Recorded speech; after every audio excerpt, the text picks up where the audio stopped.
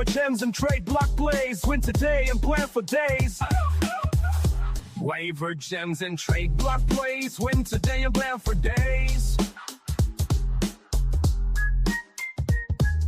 Waiver gems and trade block plays. Win today and plan for days.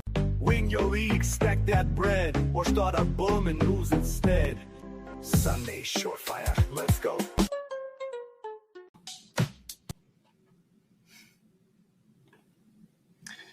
Hello and welcome to another episode of the Sunday Surefire podcast. I'm your host, the Commish.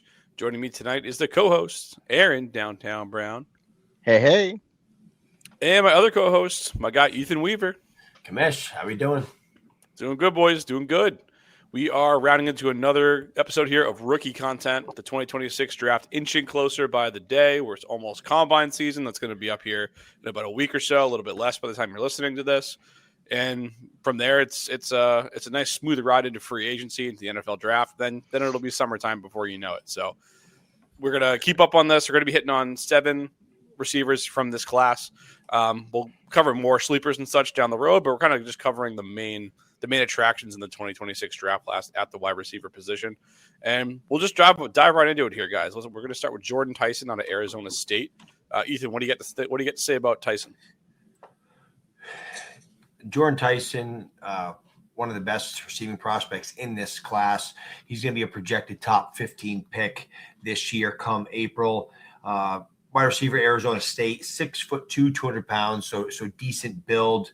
Had a fairly productive career at Arizona State this past year. He had 61 receptions, 711 yards, 8 touchdowns. In 2024, he had 75 receptions for 1,101 yards and 10 touchdowns. So a nose for the end zone. I mean, this is a guy that can play anywhere on the field, but he did play a lot of slot snaps. 42.6% of his snaps were from the slot. But he's just an excellent route runner, great separator, 3.09 yards per route run, which ranked 16th amongst 946 plus receivers in college football. 66.7% contested catch rate. So this guy can get open. He can make contested catches. And he was a staple of the Arizona State offense. He was, their go-to guy, great body control in the air. And he was coached by Hines Ward at Arizona State. So he's a willing blocker, has that, as Hines Ward was a very obviously tough receiver. Love to get his nose dirty in the NFL. But, I think Jordan Tyson's biggest weakness is his lack of health. Unfortunately, he was injured every single year from 2022 to 2025. His knee in 2022 was his worst, where he basically tore every CL in his knee, MCL, PCL, and ACL. Very, very tough injury for him. But obviously, he's bounced back very well since then. Collarbone in 2024 and then hamstring issues in 2025. So obviously that's going to be a pretty big deterrent for some NFL teams. Obviously his medicals in the pre-draft process are going to be big for him, but obviously he stays healthy. He's going to be a top 15 pick. He's going to be a wide receiver 1, at least given the shot to be a wide receiver 1 for an NFL team in the near future. But Jordan Tyson, he's deserving of the tops, definitely top tier of receivers in this 2026 draft class. I'm trying to picture a receiver coached by Hines Ward who doesn't want to be a willing blocker out there, and some of the things that Hines Ward would have said to you if when you show up on campus with that attitude. But Tyson is, in a lot of experts' opinions, the top receiver prospect in this class, and I think that's a fair assessment. He's a lot of things that you look at in his game that should translate to the NFL level. But Aaron, I'll let you kind of throw your 2 cents in there before we move on to our next guy. Yeah, no, I think you guys touched on all the points. I think, his injury history, it's always interesting to see if your draft stock slips a little bit, if any of the other guys skip him in the draft, which actually could be a huge benefit. If he drops a little bit later to a playoff team or something like that, or a mid to late round first or something like that, that could be great for him and his trajectory, landing with a a great QB or just a great offense. So, his injury history is scary, but like I said, if someone, it's always interesting if a team like takes a shot on a player and like it might end up being a playoff contending team. So I definitely like that. All right. Well, speaking of teams that are always in the playoffs at the college level, let's talk about the Ohio State receiver here. We don't quite get our hands on Jeremiah Smith just yet in Dynasty. We need to wait another season for that. But for now, we do have Carnell Tate to talk about, Aaron. So why don't you go ahead and break him down for us? Sure. Yeah. Carnell Tate, big body wide receiver, coming in to just my draft prep. He was my favorite wide receiver of the class. It seemed to me every time I wanted to check on Jeremiah Smith stats, like, oh, okay, how'd Ohio State do this past week? And it was Carnell Tate that was having the big games, right? I mean, you see from his explosive plays, a 17.2 yards per catch. Like I said, he's a huge body, standing at 6'3", really uses his his body well on the outside. Excellent contested catch ability, thrives in the red zone as well. He's also fearless too. I mean, there's just so many plays where he just puts his body on the line and comes up with the big play, whether it's in the end zone, just diving first down or something like that. So I like Carnell Tate. I mean, Ohio State knows how to groom wide receivers as well. So he's elite in my opinion out of this draft class. I know everyone has their eyes on Jeremiah Smith as well, but it's tough for the NFL to look away from talented 6'3" wide receivers, which I think a lot of these wide receivers have that big frame, but he really has the big playability. So I think every single team in the NFL needs that. So yeah, I'm a big Carnell Tate fan. Ethan, is this the next good NFL wide receiver that comes out of the Ohio State assembly line? Most likely, if you have an OSU helmet, you're probably pretty good. So a guy like Carnell Tate is he's so good when the ball is in the air. He's so good at the catch point. Just very, very good against zone. The guy just knows how to make plays. I mean, to Aaron's point, in his big playability, he had 5 touchdowns over 40 yards in 2025. He's a projected top 10 pick in this year's NFL draft. And also, it's Carnell Tate. I feel like he's been overshadowed just because of all the talent that we've mentioned at Ohio State. Obviously, with Marvin Harrison Jr., Egbuka, Jeremiah Smith. So Carnell Tate is kind of flying under the radar. And I think we're going to find out how good Tate is. I'm excited to see him in the combine, see what his athleticism is, but he's a guy 6'3", a little slender. It would be nice to see him get that weight of 195 up a little bit with that 6'3" frame. But I think this is going to be a guy that's going to be a wide receiver 1 for an NFL team for a long time. I'm excited. I'm excited for Carnell Tate.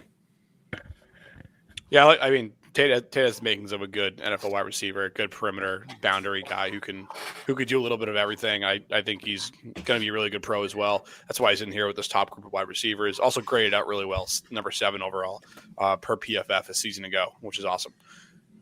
Now we're going to go to kind of the last of the big 3, at least at the moment, at the top of the boards. These are the guys that are likely to go the first 3 receivers off the board in the NFL draft in all likelihood, and probably will make them the first 3 receivers that come off your dynasty draft boards as well. So I'm going to wrap it up here with Makai Lemon out of USC, 5'11", 195 pounds. Had a great final season with USC. Also graded out really well as well. PFF's number 2 rated wide receiver in 2025. Had 1,100 yards and 11 touchdowns last season. Did a lot of his damage in the slot, played 66% of his snaps there last season, but also did play a healthy 222 snaps out wide as well. So he does have the ability to do both and likely will at the next level as well. A good release off the line off press coverage and gets out of his breaks really well. Really good at adjusting his body, which is just really obvious if you watch him play. Really enjoyed watching his film. He looks really good. He looks like an NFL wide receiver, a guy who can be a difference maker at the next level. Going to be a first-round pick in the NFL draft. Very high on this guy in his future, and I see why he's in this top group. Yeah, I love watching his highlights as well. There, Kamish. I think just a few notes. placed on Lemon. I mean, he catches with high speed. I mean, when you watch a lot of his highlights, he's running full speed into the catch, and that's huge in the NFL. You know, getting your route, hitting your spots, getting to where you need to be, and he just plays at a high level. I love his energy, how fast he plays. It's a tough thing to describe sometimes, but until you just see it. So not so much just his speed, but just you know, how he's running his routes, how fast he's running into him. I didn't do many comps or any. This is the only comp I wrote. I just wrote down he reminds me of Amon-Ra St. Brown. I mean, just for how hard he plays, he gets those extra. He just makes plays. He, even though we have him ranked right now 3. My personal opinion, he's my favorite coming out of this class. If he ends up being another Amon-Ra St. Brown, we might have to have a conversation with Ohio State about who WRU is, because the St. Brown comp's an easy one. He stylistically plays that way, and he also wears the same helmet in college that St. Brown used to as well. So, but Ethan, give us the last word on Lemon before you dive into the next guy. I think Lemon may be one of the safer, like PPR floor receivers in the 2026 draft class. I feel like if you want somebody safe, Lemon's going to be a first-round pick. He's probably a lock for a top 15 pick. So he's going to have the draft capital. He's going to have the college production. He's just going to dominate in the slot in your PPR league. Lemon, that's why I like Jordan Tyson, but with his injury history, and you compare it to what Makai Lemon is, and I think what he will be in the NFL, I don't blame anybody for taking Lemon over a guy like Tyson, just strictly due to, I think, maybe Tyson has a higher ceiling, but I think Lemon's floor is very, very elevated. And he dominated in college. Like you mentioned, Pat, commission a couple of your stats there, but I mean, he was number 3 in reception touchdowns, number 3 in missed tackles forced, 4 in yards per route run. 50. He was tied for first with 50 first downs. So Makai Lemon, excellent college career, and I think that's going to continue into the NFL. I agree. I go back and forth between him and Tyson. Depending on the day, I have him as my number 1 wide receiver, Tyson number 2, and Tate number 3. That's kind of how I have it ranked at the moment. But that's what I got. We'll see. Plenty to unveil still in the process. We're still early. Hopefully the combine gives us a little bit more clarity on what these guys look like athletically, and hopefully they're all going to partake in everything. So that'd be great to see. Ethan, let's go to Denzel Boston out of Washington, another big body receiver. You like this guy? I do. Denzel Boston, as you said, big bodied guy, 6'4", 209, 210. So that prototypical physical X receiver, kind of like a Michael Pittman, Nico Collins type. Some people say he has athleticism and speed concerns, but when you watch it on tape, I think he looks pretty smooth out there. I can see some acceleration. I mean, they had him returning punts, so he has that dynamic element into his game. So he obviously has the athleticism to be back there returning punts. So he's a guy that can really, really boost his stock at the NFL Combine if he shows out. But good career at Washington. 11 games for Washington last year. He had 62 receptions, 881 yards, and 11 touchdowns. I mean, 20 touchdowns over the past 2 seasons. Obvious nose for the end zone. I mean, that 6'4", 209-pound frame obviously just helps him just elevate and dominate smaller corners in the red zone. But I mean, late breakout age, 44th percentile, a little older before he started to take off in college, which I think that's more so Dynasty 2018 talk. These receivers, I mean, if they're showing out in college, it hasn't really, or late breakout age really hasn't impacted, I think, these recent prospects over the last few years. But I think Denzel Boston is a solid prospect. He's another guy that's projected to be a first-round pick. And the more I look into this receiver class, it's like, okay, this guy's projected to be a first-round pick. This guy's projected to be a first-round pick. I mean, right now we have 5 or 6 receivers to be projected first-round picks. And it's going to make what everybody seems to think is a down class. mean, with obviously lack of quarterbacks, lack of tight end prospects and whatnot, but at least the heart and soul of this class, it might be this 2026 receiver class, because there's a lot of good prospects that are probably going to get pretty decent draft capital.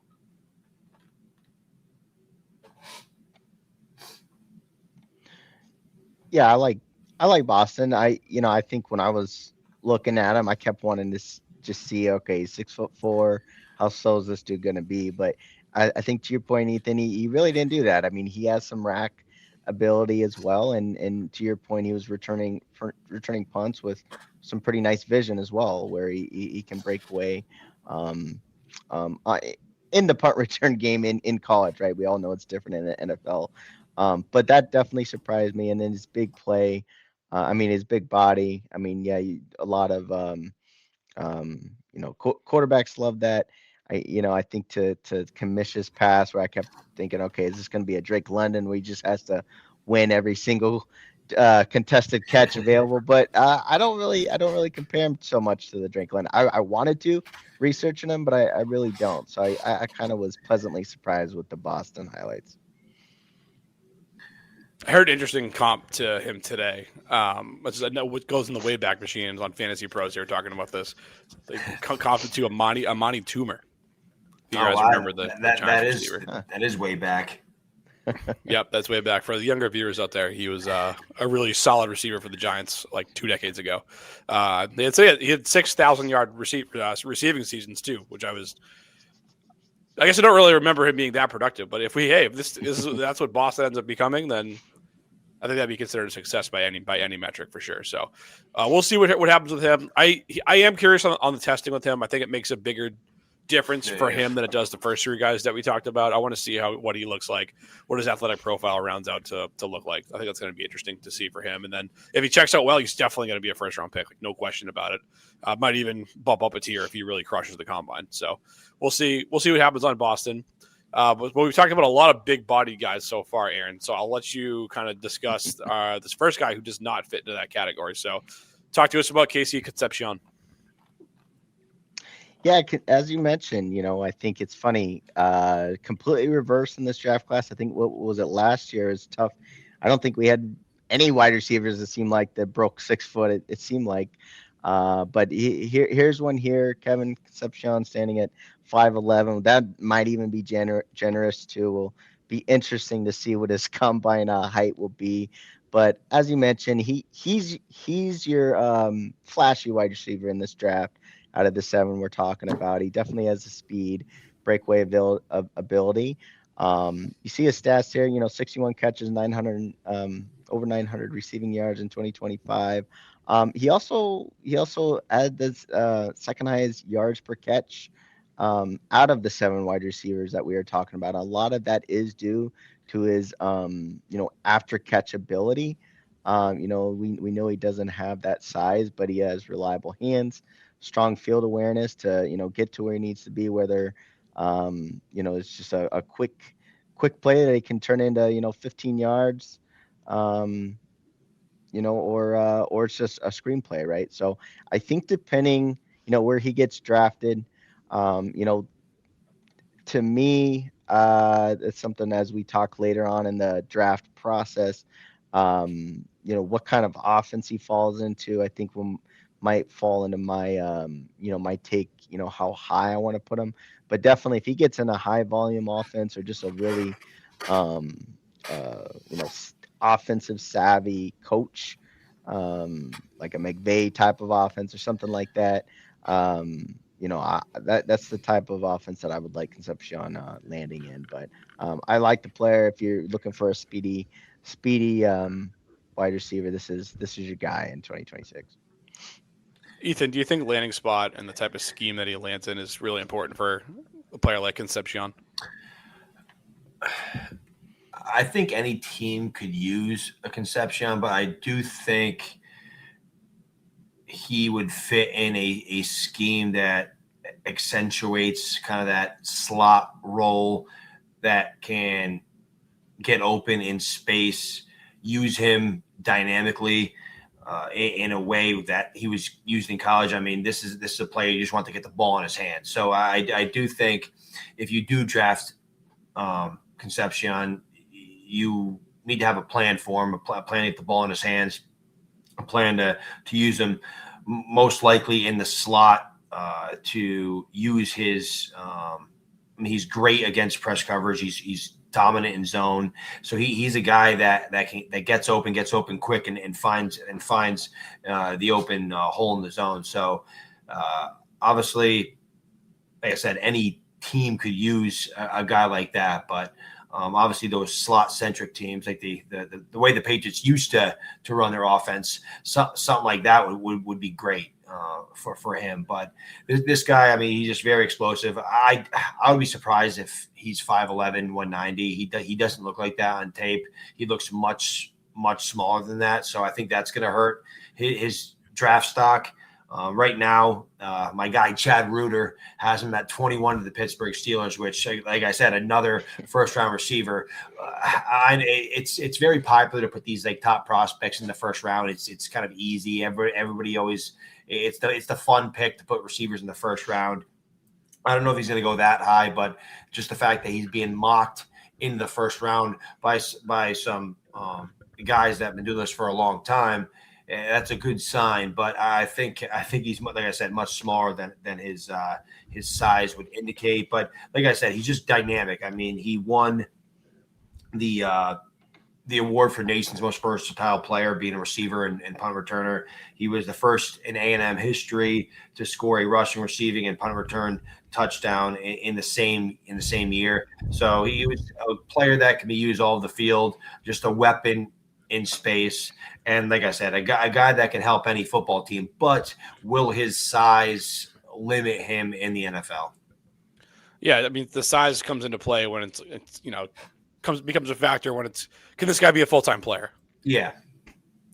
And when guys are losing snaps because of things like that, it's a death knell for fantasy, at least from a consistency standpoint. So if he is a first-round pick, and I was looking at mocks as well, Lance Zierlein also had him as a late first-round pick going to Denver at pick 30. I think if the draft capital is a first-round pick, then he's going to be a guy who gets that opportunity. So that's why I think the draft capital is important, and is an extension of that. The combine's important because this is the type of guy he has to test really well. And you could argue maybe like it'll get double counted if he tests well because he's like we think he's going to test well. He's kind of supposed to test well. If you're 5'9" or 5'10", like we think you actually are, you better test well if you're gonna make it at the next level at wide receiver. So he's a guy that I think that stuff's very important to him. And if it's kind of one of those things where if everything falls into place, if it's the right fit, if it's the right draft capital, I could see him being an impact fantasy player. But I think his road to get there is a little bit trickier than any of the guys that we talked about thus far. So I'm not out on him. I don't want to say that, but I do think he's on the rockiest footing of the five players we've discussed thus far. But let's go to another guy here. We're going to go Chris Bell out of Louisville. I'll just take this one. 6'2", 220-pound wide receiver. So going back to the bigger body guys. Played 4 years for the Cardinals. Just finished just short of 1,000 yards in 11 games last season at 917 and 6 scores. Does really well in contested catch situations. He's actually pretty explosive too after the catch when he does get the ball in his hands. So it's a guy I think he has a chance to make some plays out there at the NFL level. Hands are a little bit questionable. Had some focus drop issues, and also just kind of some plays that you can't happen that can get you in the doghouse early on in your career. And also kind of struggled to separate from man coverage consistently, which is always an issue in the NFL, especially with those. Coverage only gets tougher as you get to the pros. So I think as we kind of go down the list here, we kind of start and poking some more holes in some of these guys so far. But I guess Chris Bell here. Anyone else want to add anything else to him? Yeah, I'll comment here. I think Chris Bell is probably, I guess, the most. Yeah, I'll just put it blunt for Downtown Browns comments. Most boring wide receiver I have out there out of the 7 we're talking today. I mean, I think his biggest highlight is zone, as you said. So he's not great against man. He does find the weak spots in the zone, which we know the NFL predominantly runs zone defense. So that is a great trait to have. So again, I think you mentioned the drops. mean, if he can latch on with the QB that, they have awesome chemistry with, that's what really, can kind of bloom that way. But I can see it going the other direction if you, getting off to a rough start. But I think his biggest highlight is just, he just knows how to get the non-exciting catches and just finding the weak part of the zone and moving the chains. And I think if some team just needs that, and it works for him, and he can maybe start off as, maybe a wide receiver 4 that ends up moving up higher in the depth chart comes season start time. That's the way I'm looking at him, at least right now. But who knows? It's pretty early in the process. Yeah, I apologize if the commissioner already said some of this. He was breaking up a little bit on my headset here. But Chris Bell, I think that ACL tear late in the 2025 season is going to really impact his draft profile, just because we're probably not going to see him test. We're not going to get any numbers to his athleticism. So it's going to be a tough spot for a lot of NFL teams. But he is big bodied. But he was a Blitnikoff semifinalist. But by all accounts, his draft stock definitely took a massive hit from that late season ACL. Yeah, you never want to tear your ACL. You never want to do it at the end of your college career when you're walking into the pros. Definitely not what you're looking for. As of right now, the recovery is on track for in theory, like June, July timeframe, which is right around the start of training camp. So, the rookie turnaround is always tight for camp because these guys have to go through so much in preparation for everything. That it could be, there's a real chance that from a fantasy standpoint, he just doesn't do anything in his rookie year. I think that's probably the most likely outcome with Bell. But it's another situation where you just got to just pay attention to where he lands and what the draft capital he gets. And, in Dynasty, you have the benefit of stashing guys. So maybe if a few other guys jump up in the process, maybe Bell slips. You get him for a little bit of a discount, and maybe we'll see in 2027 and beyond what he's capable of producing out there. But we got one more guy to talk about. Isn't he like almost 25 years old? He's an older prospect, right? Isn't he like going to be? Isn't he going to be like 25 years old by the time he steps foot on an NFL football field? Well, depending on how long his recovery takes, yeah. No, I don't think he's like crazy old. Let's see. He's like 22. I thought I saw a player profile how about 24.9, but like I said, sometimes you gotta fact check everying here. But I had his age here. There's nothing like a 25-year-old rookie coming off a knee. Someone's dad out there. You're putting the birthday man on the spot. This is good because once he says he's the birthday guy. He's the birthday guy. Yeah, typically I know how old these guys are for Dynasty. The big thing is, I don't care about age in Dynasty. Yeah, whatever. I do care about age. Sorry, because on the trade value market, their age does matter. But yeah, you're right. He's he's going to be 25 if he plays this year, coming off that injury. Yeah. So, who's the Denver guy from 2 years ago that was drafted? What was it Vele? Was it Vele? Vele? Was old? Yeah, I mean, Vele's old. Yeah, Vele was old.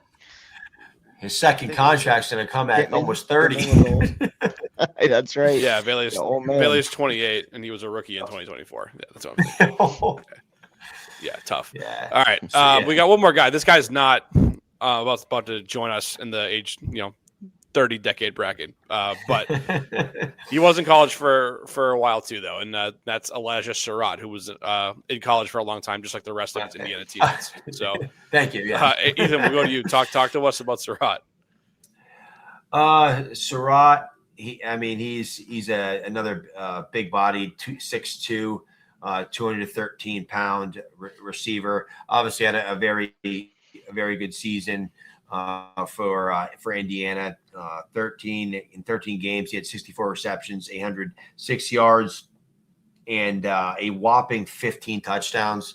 So definitely a guy that can be utilized in the red zone, has a nose for the end zone.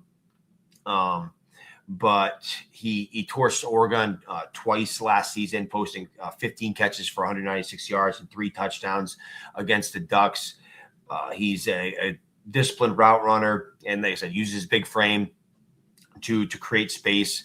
But we'll see where he ends up. See what his athleticism score is.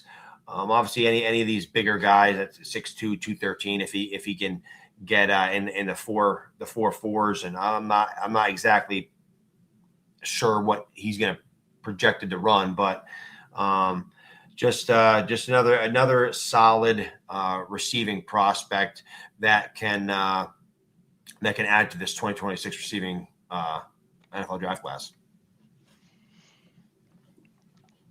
Yeah, with Elijah Sarrett, I think I was pretty impressed with his on the line moves and how he can get open.